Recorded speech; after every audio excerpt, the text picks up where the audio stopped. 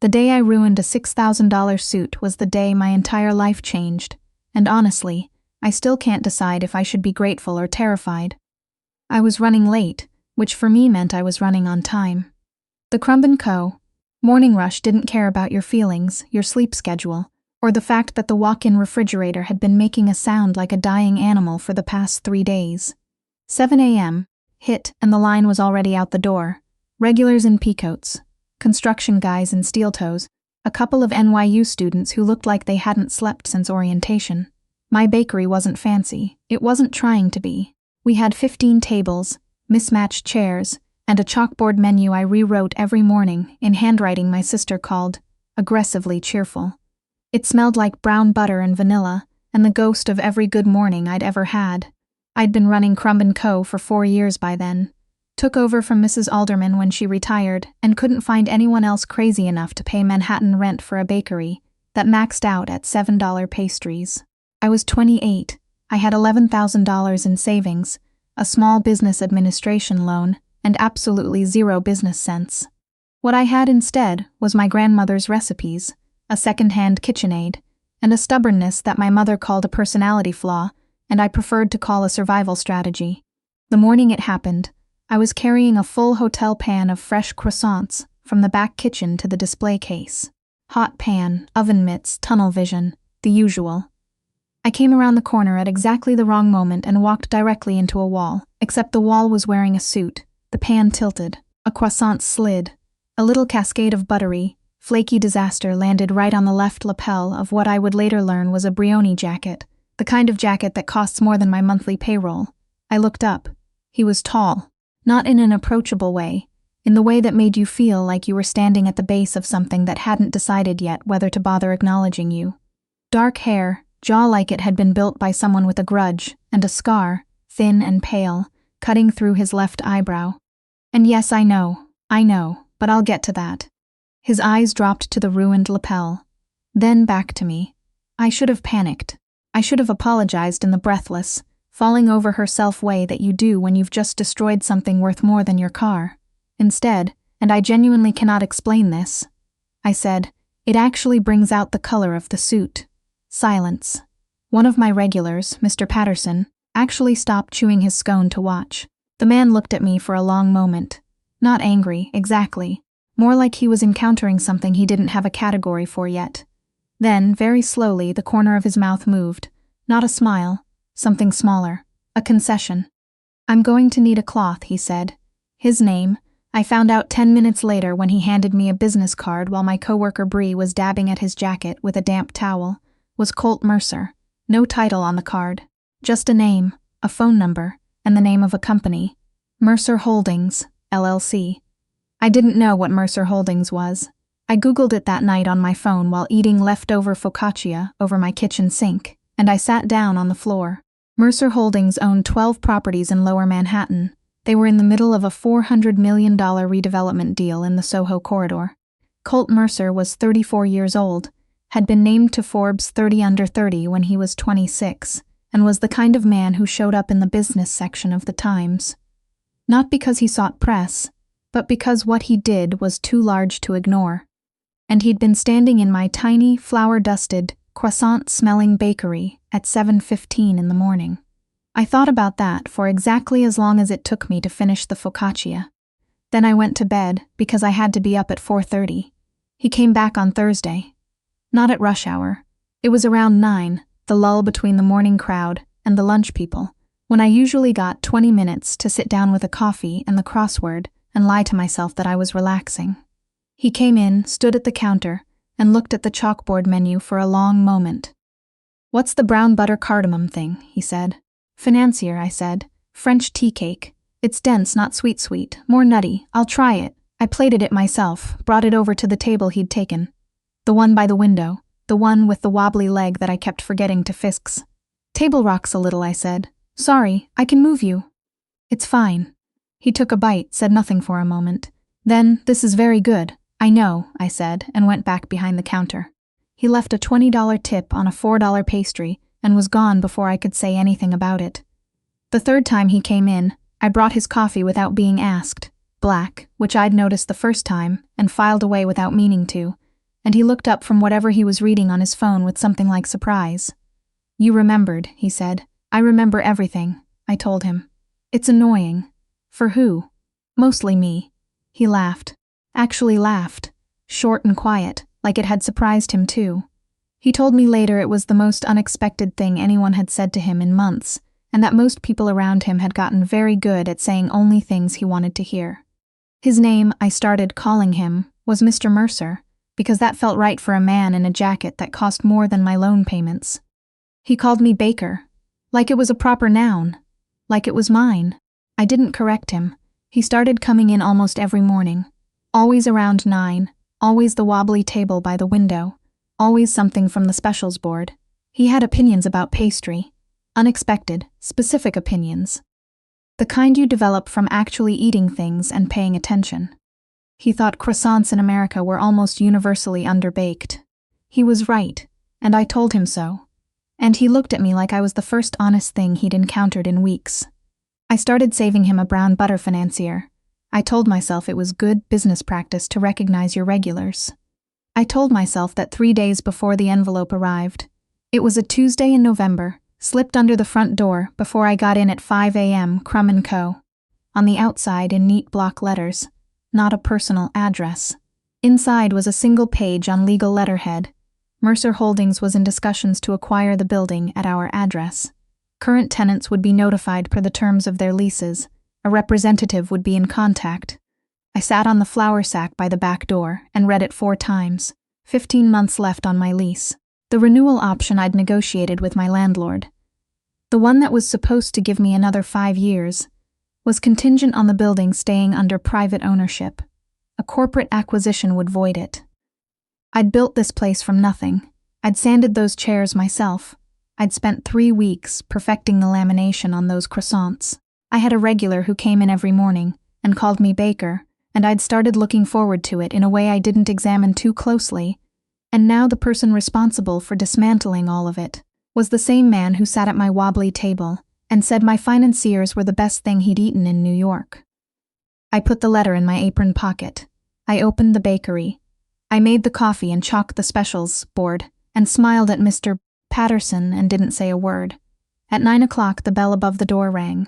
I brought his coffee without being asked, set it down in front of him, sat in the chair across from him, the one I'd never sat in before, because that felt like a line I wasn't supposed to cross. He looked up. "Your company sent me a letter," I said. He was quiet for a moment. "Then, I know. Were you going to tell me?" He looked at me steadily. I was trying to figure out the right way to. "There isn't one," I said. "There's just whether you do it or you don't." Something shifted in his expression. Not guilt, exactly, but something adjacent to it. He wrapped both hands around his coffee cup, and I noticed, not for the first time, the scar on his left eyebrow. In the morning light, it looked different. Less like damage, and more like a story that nobody had asked him to tell yet. "The building is a sound investment," he said carefully. "The redevelopment plan for this block." "I don't care about the redevelopment plan," I said. "I care about whether I'm still standing in this bakery in 16 months. He looked at me for a long moment. "I can't make you that promise," he said. "Not yet." "Then I need you to leave," I said. "And I need you to not come back until you can." He didn't come back for 11 days. I counted, which I told myself was just because I noticed patterns, the same way I noticed that Mr. Patterson always ordered a plain scone on days when it was raining, and something with chocolate when it wasn't. I was observant. It didn't mean anything. On the 12th day, he walked in at 9 a.m., sat at the wobbly table, and didn't pick up his phone. I brought the coffee. I didn't sit down. "I pulled the building from the acquisition list," he said, "as of yesterday morning." I stood there. "I want to be clear," he said, "that this is not a decision I made lightly, and it's not a decision I made because of a pastry." He paused. "The financials were borderline anyway. The redevelopment plan works without this building." "Barely, but it works. So it was a business decision," I said. "Partly. What's the other part?" He looked up at me then, and I got the sense he was saying something that cost him something to say. "I've spent 4 years making decisions based entirely on whether they were optimal," he said. "Buildings, acquisitions, margins, projected returns. I'm very good at it. But I sat in your chair, the other one, not this one, in an office that overlooks most of Lower Manhattan, and I realized I couldn't tell you why this building had to be different from all the other buildings I've taken. And when I couldn't answer that, it felt like a problem. I sat down then. The wobbly table rocked slightly. "That's still pretty close to a business decision," I said. He almost smiled. "The closest I know how to get." I looked at him, at the too expensive jacket, and the phone he hadn't checked once, and the scar through his eyebrow, and the way he held his coffee like a person who was used to doing everything quickly, and was trying just for this to slow down. "How'd you get the scar?" I asked. He blinked. Clearly not the question he expected. "My brother," he said after a moment. "We were kids, fell out of a tree. He caught a branch on the way down and I caught his elbow on the way up. 15 stitches, did he feel bad?" He cried for 2 hours. I kept telling him I was fine. A pause. I was not fine, but I was 9. I laughed before I could stop myself. He looked at me with something warm in his expression, careful like he was keeping it contained. "I'm Nadia," I said. "In case you wanted to stop calling me Baker." "Colt," he said. "I know," I said. "I Googled you. When?" "The first night." He nodded slowly. And your company almost bought my building. Past tense." "Past tense," I agreed. What happened next didn't happen fast. I want to be honest about that, because I think there's a version of this story where I tell you everything clicked into place the moment he pulled the building off the acquisition list, and it didn't. Real things don't work like that. Real things are slower and messier, and full of moments where you stop and ask yourself what you think you're doing. He kept coming in. I kept making the coffee and the financiers. We started talking, actually talking, past weather and pastry and the news. He told me about the company. Not the Forbes version, but the real version. The years of 14-hour days. The deals that almost didn't close. The way he'd built something large enough that he couldn't always see the edges of it. I told him about my grandmother's kitchen in Queens, and how I'd spent every Sunday there until I was 17, and she died and left me her recipe box, and the conviction that there was something sacred about feeding people. My coworker Bree started calling him the suit, which she said with the specific tone that meant the exact opposite of what it sounded like. "He looks at you like you're something he's trying to figure out," she told me one afternoon. "Everyone looks at me like that," I said. "I'm confusing." "No," she said. "That's different. That's someone trying to figure out if they're allowed to want something." I didn't answer that. I reorganized the pastry display instead. The night he called me, not texted, actually called, I was elbow deep in laminated dough at 10 p.m. because I'd been experimenting with a twice-baked croissant technique and had badly miscalculated the time commitment. I answered with flour on my hands and probably flour on my face. "Are you okay?" were his first words. "I'm making croissants at 10 p.m., I said. "Debitable." He was quiet for a second. "I'm outside. I was in the neighborhood." A pause. "That sounds like a thing people say when it isn't true. Was it true?" "No." I laughed, wiped my hands on my apron. "I'll buzz you up." He came upstairs to the small apartment above the bakery that came with the lease and that I had turned over 4 years into something that looked like actual habitation. He stood in my kitchen and looked at the dough and the flour everywhere and the stack of lamination guides I'd printed off a French pastry forum, and something in his expression did a thing I couldn't quite name. "You do this at 10 p.m., he said. "I do this whenever I can't sleep," I said. "Which is often. Why can't you sleep?" I handed him a spoon and pointed at the bowl of brown butter I'd made earlier. "Taste that and tell me if it needs more salt." He tasted it, considered. "A little?" That's what I thought. We stayed like that for 2 hours, him at the counter while I worked, talking about nothing that mattered and everything that did. He told me about his mother, who'd come from Georgia with $300 and a nursing degree, and spent 20 years working double shifts so he and his brother could go to college. He told me she still made him call every Sunday, no matter where in the world he was. I told him about the first day I opened Crumb & Co., how I stood outside on the sidewalk at 6 a.m. and was so scared I actually sat down on the curb and cried for 10 minutes before I made myself go inside and turn the sign to open. "And then," he said, "and then Mr. Patterson came in and ordered a plain scone and said it was the best scone he'd ever had, and I thought, okay, I can do this." Colt was quiet for a moment. "You know what I did on the day I closed my first major deal?" "What?" called my mom. then sat in my car for 20 minutes because I didn't know what to do next. I looked at him. He looked back. People don't usually know that about me, he said. People usually know what you want them to know, I said. Yes. He said it simply, like a fact he'd made his peace with. You're different. You keep saying that. It keeps being true. I went back to my dough. My hands were steady, which surprised me, because my chest was doing something loud and inconvenient. Colt, I said, without looking up. Yeah, I need you to know that if you are doing what I think you're doing, I'm not going to make it easy for you. A pause. I know that, good. I folded the dough over. Because I'm not the kind of person who lets things happen to her. I make decisions. I run toward things or I run away from them, and I do it on purpose. I know that too, so whatever this is, I gestured vaguely at the kitchen, at him, at the flour-covered disaster of my 10 p.m. life. You have to mean it. I don't do halfway. He was quiet for a moment. Then he stood up, walked around the counter, and stopped close enough that I had to look up at him.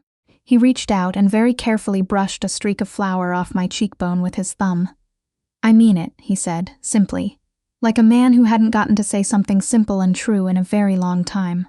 Nothing about the next few months was easy, and I think that's the part of this story that I want to be careful not to skip over, because it matters. Colt Mercer's world was not my world. That's not romantic shorthand. It was logistics. His schedule ran on a calendar I never fully had access to. There were weeks where I saw him twice, and weeks where we traded texts at midnight, because that was the only window either of us had. There was a dinner with people from his business that I went to in a dress I borrowed from Bree, and spent the whole night quietly terrified I was going to say the wrong thing, and didn't, mostly. But the effort it took made me go home and sit in my kitchen at midnight eating day-old pastry, and wondering what I was doing. And his world had a past I hadn't fully accounted for. There was an article, one of those page 6 things that I didn't go looking for but found anyway, linking him to a woman named Adrian, who was some kind of hedge fund analyst and was photographed at his side at 3 different charity events over 2 years. I read it once, told myself it was old news, and then read it 2 more times, which was the tell. When I brought it up to Colt, badly, at the wrong time, in the way that you do when you've been carrying something too long and it comes out crooked, he went very still. Then he said that was over before I walked into your bakery. I want to be clear about that. I'm not accusing you of anything, I said. I know, but I'm telling you anyway. Because you deserve the straight version, not the version you talk yourself into at 2 a.m. I looked at him. How did you know about the 2 a.m. part? Because I know how you work, he said. You go quiet when something bothers you. You reorganize things. You bake something complicated. I hadn't known he'd noticed that. She and I wanted different things, he said. The relationship was functional. That's the honest version. It wasn't this. What's this? I asked. My voice came out smaller than I meant it to. He reached across and took my hand on the counter. Just that. Just the weight of his hand over mine. This is the first thing in years, he said, that I haven't been able to optimize. I laughed. The relieved kind. The kind that sounds like you've been holding your breath for a long time. That's the least romantic thing anyone has ever said to me, I said. I'm working on it. I can tell. The night he got hurt, I wasn't there. He was at a site in Brooklyn, a building project, a disagreement with a contractor that had gotten complicated in ways I didn't fully understand, and someone made a decision that nobody should have made. There was a fall. Not serious, the text from his assistant said, but he's at NYU Langone if you want to come. I want to tell you I was immediately in a cab. I want to say I didn't stand in my kitchen for 4 minutes, flour on my hands, asking myself whether this was a moment where I had the right to show up. I stood there for 4 minutes. Then I took off my apron and called a car. He was in a room on the 6th floor. His brother was already there. I'd heard about him, never met him. A year younger than Colt, and apparently the funnier one. He looked up when I walked in and gave me a look that was equal parts curiosity and something like relief. Colt saw me in the doorway and something shifted in his face. Not surprise, exactly. Something more like recognition. You came, he said. Of course I came, I said, and hated that it had taken me 4 minutes to be sure of that, and promised myself it wouldn't take that long again. His brother excused himself to get coffee, very obviously, and I pulled the chair up to the bed and sat down and took Colt's hand the way he'd taken mine, just the weight of it. and we stayed like that for a long time without saying anything. I was scared, I said, finally. Of what? Of how much I wanted to be here. He turned his head to look at me. Nadia. I know. I'm going to be okay. I know that too, I said. I'm not scared of that part. He understood what I meant. He squeezed my hand once. Stay? He said. Yeah, I said. I'll stay. I think about the morning I walked around that corner, with a hotel pan full of croissants, and the absolute certainty that I knew exactly how my day was going to go. I think about how the smallest things, a tilt of the wrist, a half-second of bad timing, can change the whole angle of something. My grandmother used to say that her best recipes were accidents, that she'd been trying to make one thing and ended up with something better. I used to think she was being modest. Now I think she was being exact. Crumb & Co. is still on the corner of Spring and Sullivan. The wobbly table is still by the window. I fixed it finally, last spring, and then immediately regretted it because it felt like losing something. Colt sits there most mornings at 9, and I bring his coffee without being asked. And sometimes he looks up and calls me Baker in that tone he uses, the one that means something entirely different than what it sounds like. And I look at the scar through his left eyebrow, the one he got falling out of a tree at 9 years old, while his brother cried and he insisted he was fine. And I think about all the things a person carries that look like damage from a distance, but are just, up close, the outline of a story they survived. I almost walked into a different corridor that morning. I almost put the croissants down and taken the long way around. I almost didn't sit down across from him at that table and say what I really thought. I'm very glad I didn't almost.